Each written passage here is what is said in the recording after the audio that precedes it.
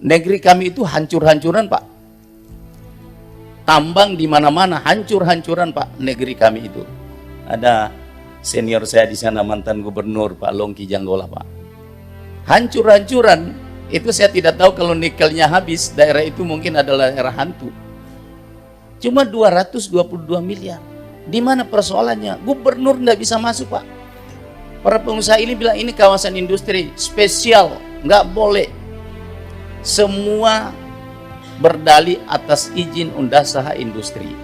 Sulawesi Tengah itu adalah salah satu provinsi penyumbang devisa terbesar juga di Indonesia ini. Bapak Presiden bilang ada 570 triliun dari pajak yang bersumber dari industri smelter yang ada di Sulawesi Tengah. Tapi coba Bapak-Bapak bayangkan, setiap tahun DBH itu kami hanya mendapatkan 200 miliar. Jadi kawasan industri itu Pak nggak bisa diapa-apain. Semua bebas, kendaraan bebas di dalam itu. Mau ngapain aja dia. Kami tidak bisa, Pak. Sementara pengenaan dana bagi hasil Bapak di sana itu dilakukan di mulut tambang, bukan di mulut industri. Beda misalnya PT Vale yang masih menggunakan izin usaha pertambangan pemurnian. Pengenaan PNBP-nya itu di mulut industri. Sehingga yang dipajak itu adalah nikel matte. Di Morowali yang dipajak itu ore, Pak. Akhirnya apa yang terjadi?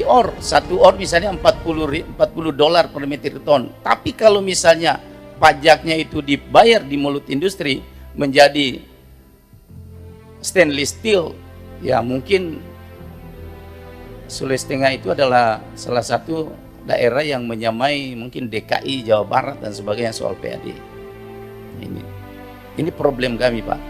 Jadi kemudian saya baca di Undang-Undang Industri itu yang jadi problem, Pak. Itu mereka para pengusaha ini diberi tax holiday, tax allowance itu sampai 25 tahun. Nikel di Morowali itu tinggal 10 tahun, Pak. Jadi habis tax holiday itu selesai, habis nikel, kami akan mendapatkan begitu-begitu saja. Jadi ini perlu saya sampaikan karena ini berkaitan dengan pembukaan sumber daya alam. Mungkin kalau di Kalimantan hampir mirip lah kira-kira. Hancur-hancuran, Pak. Nah yang ketiga berkaitan tadi yang disampaikan Kang Deddy soal NPWP, Pak. NPWP hampir semua, Pak, sama. Di Morowali itu semua NPWP pengusahanya itu ada di Jakarta. Jadi mereka benar-benar mengambil keuntungan di sana. Kita yang merasakan dampaknya, kita tidak punya apa-apa. Ini Bu Wamen, ini perlu kita berjuang keras ini supaya. Kemarin saya paksa, Pak, tapi takutnya nanti dilaporin lagi saya ke pusat. Saya bilang kalau kalian tidak mau membuka perwakilan di Sulawesi Tengah, silahkan angkat kaki. Ini problem kami, Pak. Tapi mereka semua sekarang bilang, gubernur apa-apa sih, biar marah juga nggak ada masalah. Kita nggak ketemu juga, nggak ada juga keperluan kita sama gubernur. Semua perizinan sudah di pusat. Jadi mungkin ini kami titip, Pak, Komisi 2, disayang-sayang lagi para gubernur, Pak.